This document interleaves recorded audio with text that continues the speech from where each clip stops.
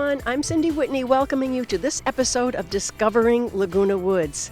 Today we have a really interesting show because we're going to be speaking with the president of the Astronomy Club, Joe Camera. He's going to be talking about such things as vernal equinoxes, summer solstices, solar eclipses, and something called planetary defense systems. There's a lot to talk about, so I want you to stay right there because we're coming right back. Stay right there.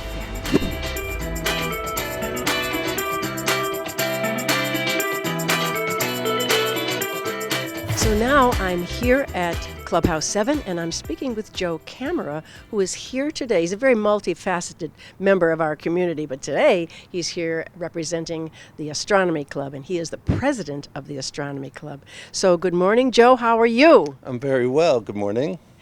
So we're here today, and I recently met with you, and you shared some things about the Astronomy Club with me. And so one of the things that I came away wondering was, you told me that the focus of the Astronomy Club is not so much to be all, intensely scientific, but make things more relatable to people. So you're talking about things that are in space news and things that are earth science, like the king tides and different things that affect us every day, spy balloons, things that are in the news about space. So do your members tell you, what is the reason that they tell you they show up to the Astronomy Club? Why do people come to the Astronomy Club? Like a lot of subjects, it's different for everybody. So it's kind of a basket of reasons, and it varies with individuals.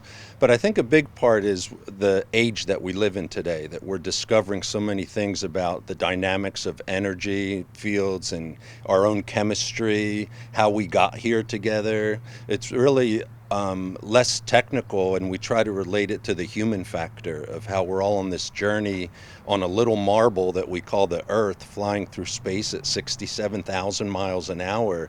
Like, a lot of people get that feeling where we should all be holding hands and singing, and we're one family of humanity, right? That it helps bring us together and feel a sense of unity rather than our little tribes or clubs or cliques. That it's kind of an empowering message that I think our ancestors felt, and we're rediscovering that astronomy is not some abstract thing of these scientists with pocket protectors doing calculations on a slide rule. It affects our daily life, and in a way, modern man has separated ourselves, racing around trying to get here and get there. But when we have the luxury, like in Laguna Woods, to have the time to reflect a little bit and look back, I think, especially post-COVID, we've seen a renewed interest in people trying to literally get the bigger picture of life.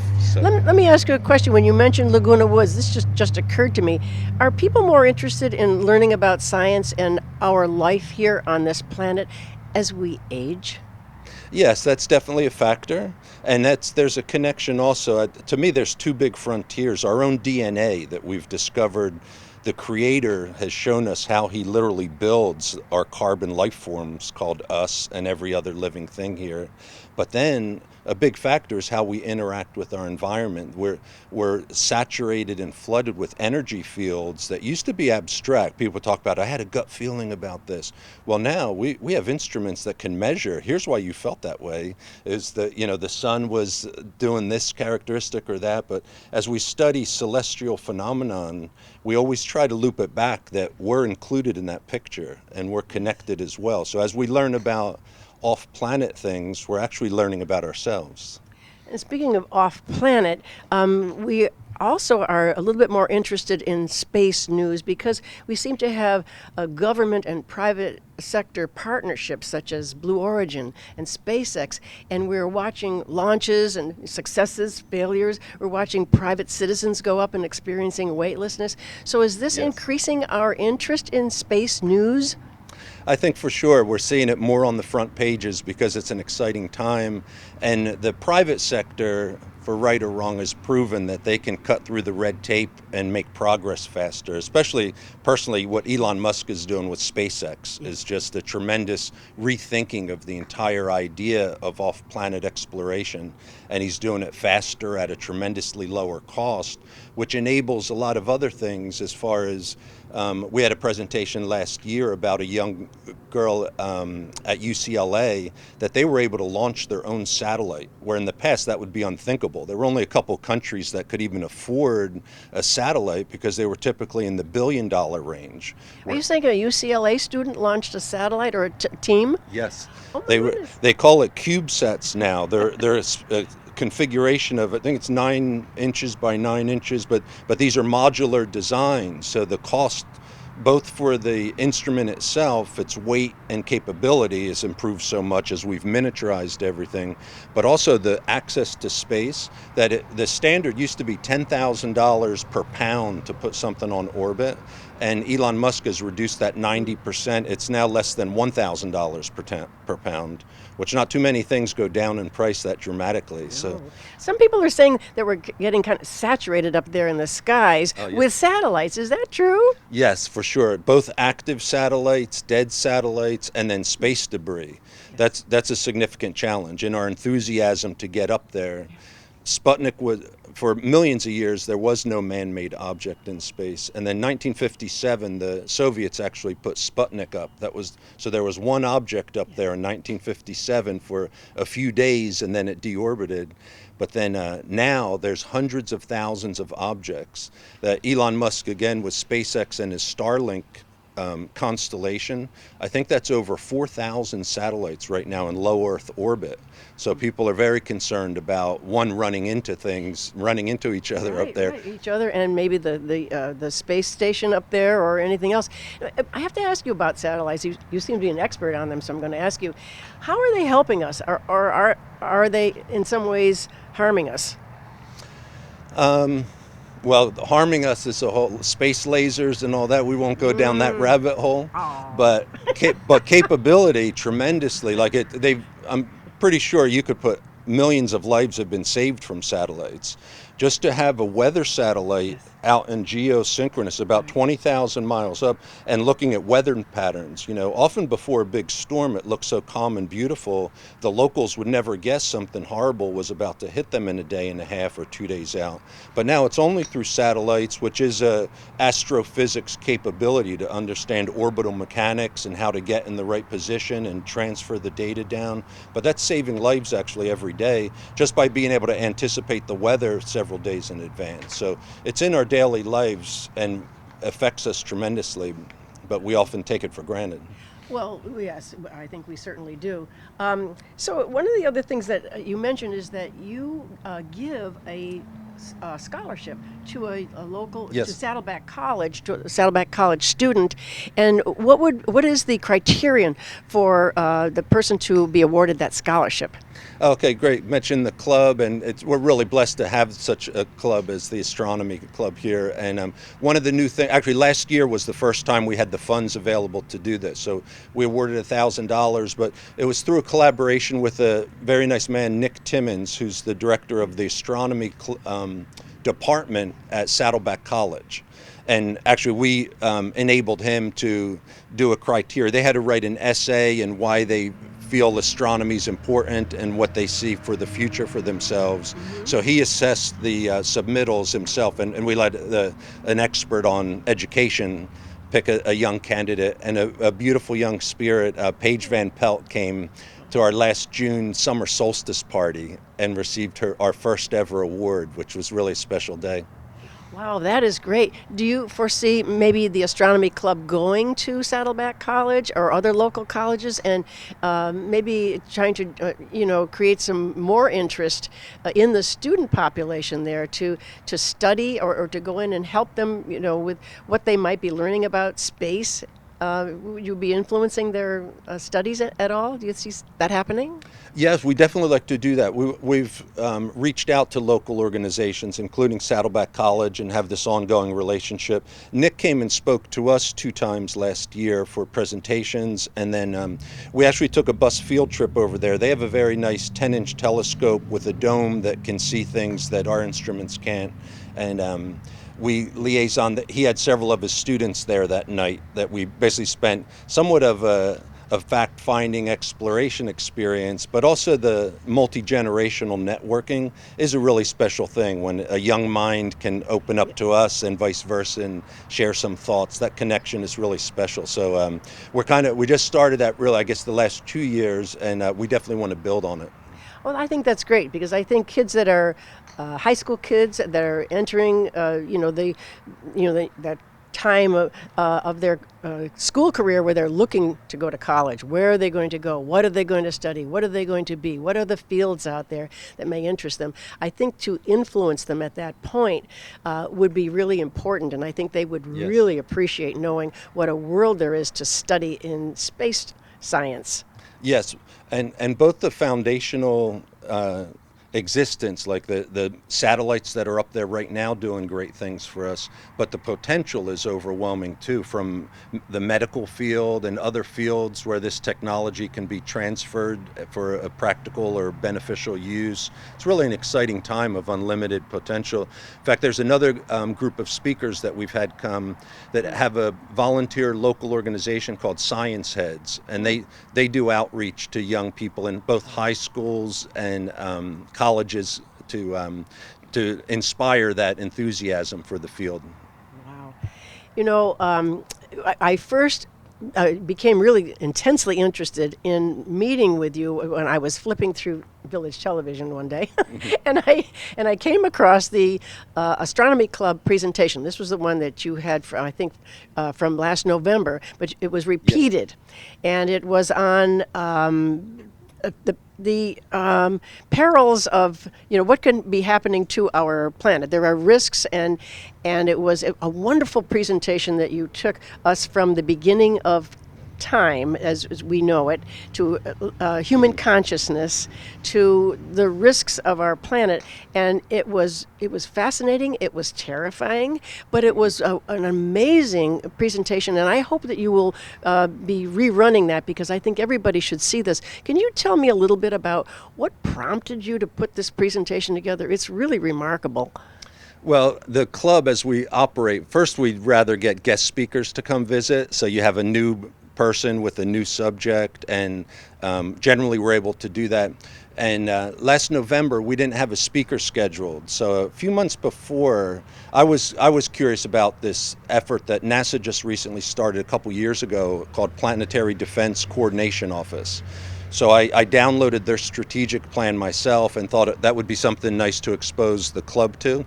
So I did my own research on it, and then I always like to add in some other kind of big picture orientation type stuff. I don't know if you saw that part about the consciousness, the evolution of human consciousness. Well, that's what drew me into it. Was you took us from our amoebic state or whatever, and brought us up in a sense of time. I don't know how many billions of years this has been, and it was just mesmerizing to watch. I thought you were the guest speaker, by the way. And although I think a key thing, just like a lot of things in life, it's both a blessing or a curse, and it has two sides to the coin. It's a beautiful thing that we've discovered some of the reality that generally we accept. We go around the sun now. It wasn't that long ago Right. that people were absolutely convinced we're not moving. It's all those things flying over our heads. That was only 400 years ago that a few people were able to step out of the box and say, hey, wait, they're not the ones moving, we are. Yes. And that's such a mind bender. But now from there we realized, okay, we're flying through space, but now there's debris out there and hazards, and we think the dinosaurs got hit by something and went extinct. And now NASA's got a pretty robust initiative, at least a robust awareness of that major risk. So it's a blessing that we have the big picture of us moving through space together, but that one specific hazard of running into something we don't want to run into is, personally, I feel we should be addressing that and put a lot of young people, old people, anybody with capability to contribute to solving that mission to make sure that doesn't happen. And you took that a step further, because you moved us on to planet redundancy. In other words, finding another home. We are exploring the moon, and we are exploring Mars, and you were saying, and this has to be as foreign to us as exploration in the oceans years ago, when they thought if you sailed too far you were going to sail off the edge of the earth. So this has to be as frightening and as exciting and exhilarating as those people as they face the edge of the earth. We're looking at inhabiting another planet or another satellite near us to protect the existence of humanity. That's a pretty amazing thought. Yes. Go with that. 30 seconds, Joe. Astronomy, there's practical immediate benefits that we touched on a couple, but that anticipation of the sustainment of humanity itself, and again, I credit Elon Musk with a quote that was coined of all single planet species go extinct. And that's evidence-based as far as we know. And so there's a logic to having a redundancy or backup planet. And it's not going to happen in 2 years or probably not even 20 years. It may be 200 years. But the pursuit is worthy to me for multiple reasons. The big one being in case something happens to Earth, either man-made or natural phenomenon, that we do have humanity that survives on a different planet. That's a fundamental, long-term, valid pursuit. But also the knowledge that we gain. If we have people there, and how are they going to grow food? How are they going to process their air? How are they going to have a sustainable life there? We often learn tremendously about how to live better as humans on the planet here as well. Yes. And I was going to say maybe that might be a byproduct of that science study. Yes. And then even the human interaction of if you're isolated. I served on a submarine for a period of time where that's a unique environment where you don't have the option to just open a distance between people. You have to learn how to get along and resolve problems, and a whole challenge, which if we travel 6 months to another planet and then are isolated there, you have to have the right mindset and a social network that can support and sustain that. Yes, I agree. That could benefit us in the long term on this planet, and maybe take better care of it. Mm-hmm. I want to shift a little bit and talk about you've gone on some fantastic field trips. I lived in Pasadena for a number of years, and I had the luxury of going over to JPL every once in a while for different events and so forth. You took the astronomy club there and several other places. Could you talk about your field trips? Sure. We have one coming up to the planetarium just up at Costa Mesa, but late last year we went to JPL. Mm-hmm. And Laguna Woods has many blessings, and to me one of them is we're only a little over an hour from what's arguably the mecca of space exploration. Almost every deep space probe was designed, conceived, built, and coordinated for launch out of there. And they're monitoring everything from the Voyager to the Psyche that just went up. So it's really a nice experience to see where that mind meld or concentration of talent is making these amazing things happen for humanity. So that was a lot of fun. We filled the bus up and had a really nice day up there. Yes, good.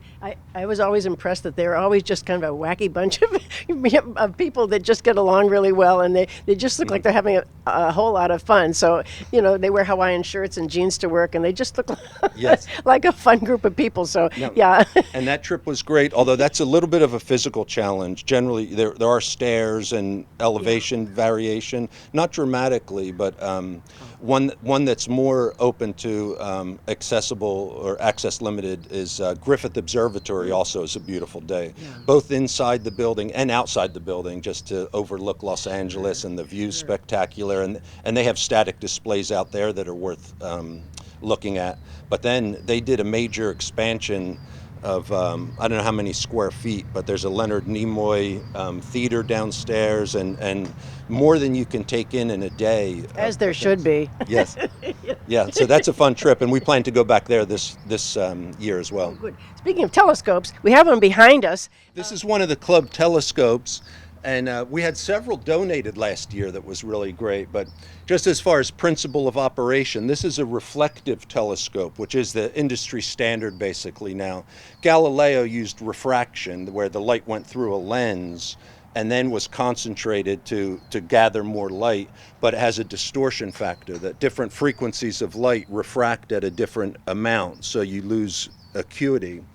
Where this is a typical design, and this is on everything from the Hubble Space Telescope that's up orbiting Earth and still working, but it uses mirrors instead of lenses. So all the light comes in from the front and hits a mirror on the back. That gets concentrated to a smaller mirror and then out to the eyepiece over here. I don't have a lens on this piece, but in round numbers, something like this is a 6-inch telescope, so the radius is 3 inches. So remember, in the area of area equals pi r squared, you have round numbers. 3 times 3 squared is 9 times 3 for pi. You have about 27 square inches here. And then when you look through the eyepiece, that's about 1 square inch. So you get 27 times more light than you would see with the naked eye just from this one little instrument. What have you seen? Let's see how I said. What have you seen through this telescope that really impressed you? The biggest wow, I think, that's practical here, because there's a lot of light pollution, but besides field trips, we do star parties at Casper's Park, and we'll bring our own instruments, and other people have instruments. But a big one is when you can see Jupiter and the 4 Galilean moons circling that, as well as Saturn and the rings. Those 2 planets that are easily visible with an amateur telescope. Most people make an audible sound of excitement when they see that. And again, it affects our consciousness of just realizing the vastness of time and space that we live in. And I always try to bring it back to the human factor too, of how precious it is that we're even here at this moment in time. You know, the probability of us being here is, 1 in a billion. So, Joe, I know that there's a social aspect to this club. Yes. There has to be. And I know that you said that you have some different events. Could you tell us what they are?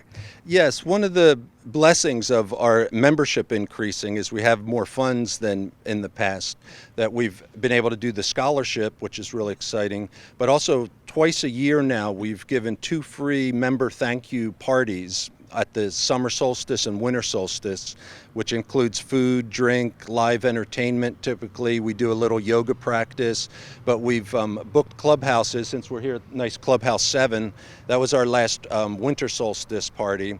But that tradition also, that's been there's evidence thousands of years our ancestors celebrated that day, when the shortest day of the year passed, and then when they knew the days were going to get longer and we all get another year together, that was a cause for huge celebration, because that was the giver of life, the sun, that whole connection to ancient theology basically.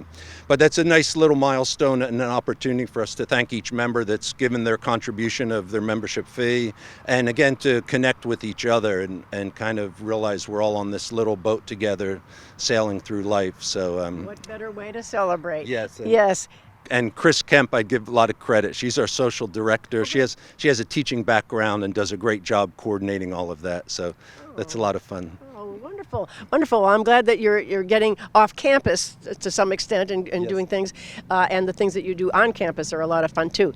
So thank you very much, and we thank you, Joe, and we will be right back.